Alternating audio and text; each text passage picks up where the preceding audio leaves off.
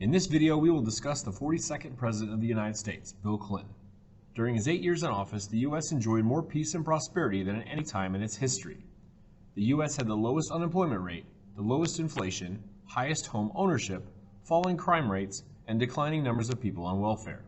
He was the first president in decades to balance the budget, and unfortunately would be the second U.S. president to face removal through impeachment. In 1992, President George H.W. Bush ran for re-election. After the U.S. victory in the Persian Gulf War, his approval rating was 89%. However, it dropped sharply after he broke with his campaign promise and raised taxes. His foreign policy victories after the end of the Cold War were less important when the U.S. went into a recession in 1991 and 92. The Democrats will run moderate Bill Clinton. Because of Bush's vulnerability on the issue, the focus of his campaign will be to improve the economy. Bush's handling of the economy will convince eccentric billionaire Ross Perot to run as well as a third-party candidate. As you can see on the election map, Clinton wins the electoral vote 370 to 168, despite only winning less than 43% of the vote. Third-party candidate Ross Perot received over 19 million votes, the most ever for a third-party candidate. Americans voting for Perot were mainly conservative voters who were unhappy with Bush's economic policies.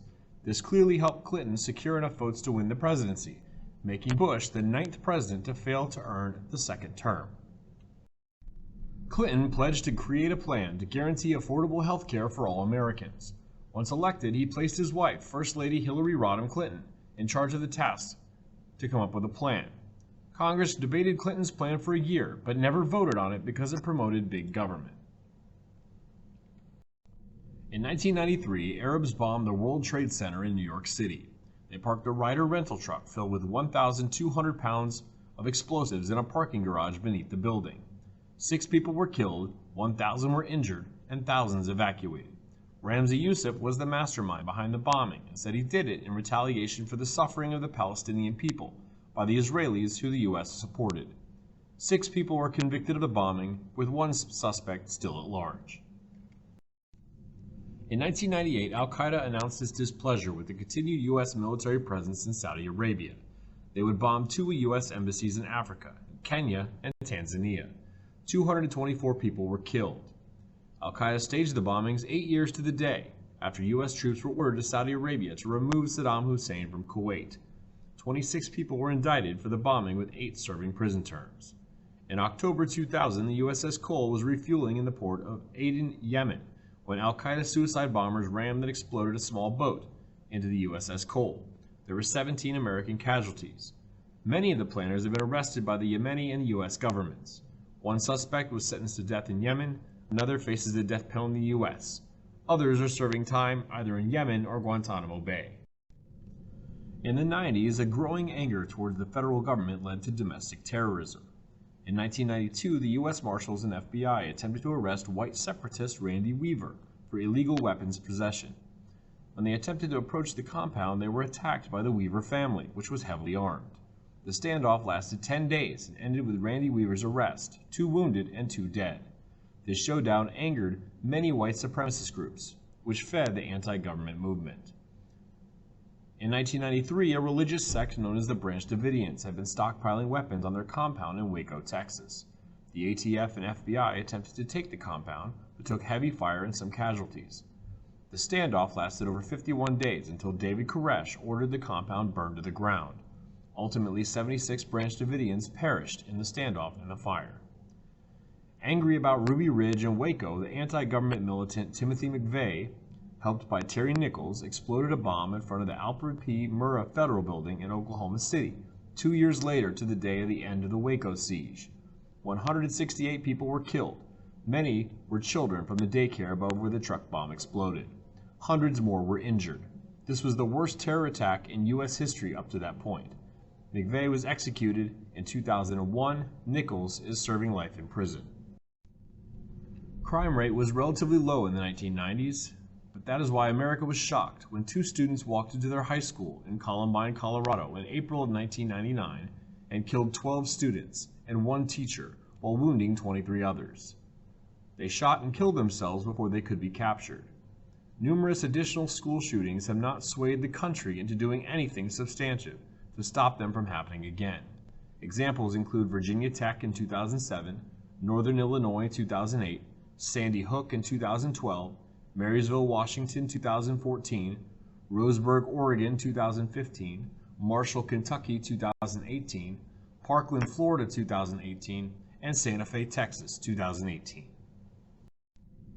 In the midterm elections of 1994, the Republicans won a majority in both houses of Congress for the first time since 1952.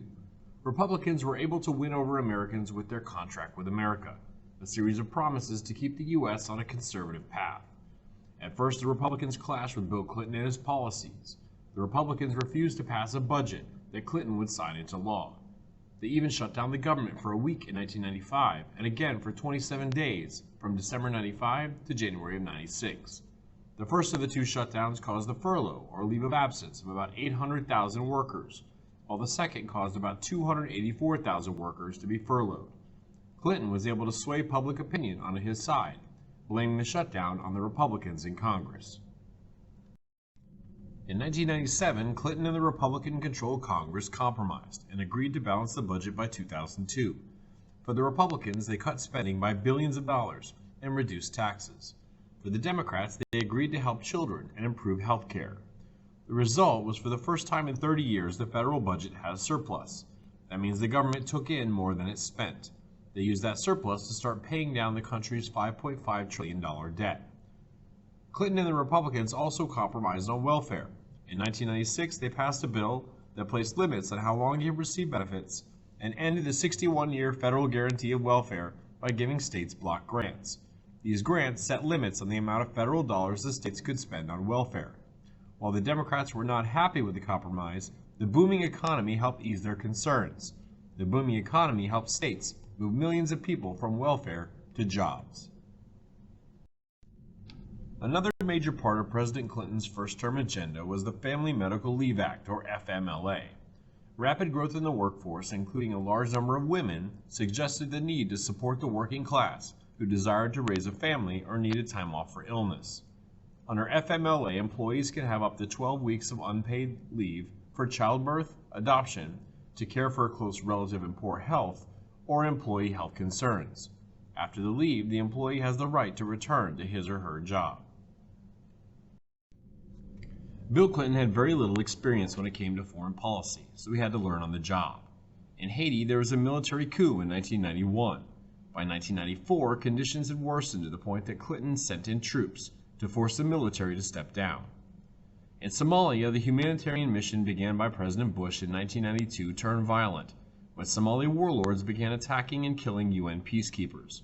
In 1993, U.S. forces were attacked by insurgents in the capital Mogadishu. In the 18-hour battle, 2 American Black Hawk helicopters were shot down, and 18 soldiers were killed. News outlets broadcasted mobs of people dragging the dead bodies of American troops through the streets. Clinton canceled the mission and pulled all troops out in March 1994. Just as the Soviet Union fell, Yugoslavia would break up into 5 countries in 1991. In 1995, the Serb militia in Bosnia Herzegovina, led by Slobodan Milosevic, began ethnic cleansing on Bosnian Muslims and Croatian civilians. 100,000 people were killed. Like the Holocaust in World War II, this is known as genocide, the specific killing of certain groups of people. NATO forces with U.S. troops negotiated a peace settlement and sent in troops to ensure the peace. In 1998, Serb forces attacked ethnic Albanians in the Serbian province of Kosovo. U.S. and NATO forces launched an air campaign that eventually brought an end to the violence. 500,000 Albanians had been displaced. A U.S.-led international peacekeeping force stayed behind to keep the peace. Unfortunately, U.S. forces had to stay longer than promised in both cases. This brought criticism to Clinton's foreign policy initiatives. During the Rwanda Genocide of 1994, members of the Hutu ethnic majority in the East Central African nation of Rwanda murdered as many as 800,000 people, mostly of the Tutsi minority. Started by Hutu nationalists in the capital of Kigali, the genocide spread throughout the country with shocking speed and brutality, as ordinary citizens were incited by local officials and the Hutu power government to take up arms against their neighbors. By the time the Tutsi-led Rwandese Patriotic Front gained control of the country through a military offensive in early July, hundreds of thousands of Rwandans were dead, and 2 million refugees, mainly Hutus, fled Rwanda, exacerbating what had already become a full-blown humanitarian crisis. The U.S. did not get involved in this crisis, largely because of what happened to U.S. troops in Somalia, something that President Clinton regrets to this day. In 1993, the U.S. and Canada reached an agreement with Mexico for them to join the North American Free Trade Agreement, or NAFTA. This is a free trade zone between the three countries. Opponents in the U.S. Congress thought it would cost American jobs. Mexican factories paid lower wages. Therefore, they can make and sell goods at a lower cost than U.S. goods. Without tariffs to make Mexican goods more expensive than U.S. goods, American businesses could go out of business. Clinton argued that the agreement would increase trade and lead to economic development. The General Agreement on Tariffs and Trade, or GATT, was an agreement regulating international trade. Its purpose was to reduce tariffs and other trade barriers to improve worldwide trade. It went into effect in 1948 and lasted until 1994, when it was replaced by the World Trade Organization. The U.S. is also part of the World Trade Organization, or WTO. Its job is to promote free trade and economic development. It's actually known for the large protests that followed its meeting, no matter where they are held. These were major protests when Seattle held the World Trade Organization meeting in 1999. Since 1994, Congress had been investigating President Clinton in what became known as the Whitewater Scandal. The Republicans accused Clinton of improperly using money from a land deal in Whitewater, Arkansas, to fund his 1984 gubernatorial re-election campaign. They found no violations in the deal, but while giving testimony under oath during the investigation, Clinton lied about having an improper relationship with a young White House intern named Monica Lewinsky. In December of 1998, Gingrich and the House of Representatives approved 2 articles of impeachment for Clinton. Number 1, perjury, and number 2, obstruction of justice. Clinton is only the second president to face a trial in the Senate, and he won. 45 Democrats and 10 Republicans voted not guilty on the perjury charge. The vote was 50-50 on the obstruction charge. Both fell well short of the required 67 votes, or 2/3 needed to convict Clinton. Clinton would later apologize to America for his actions.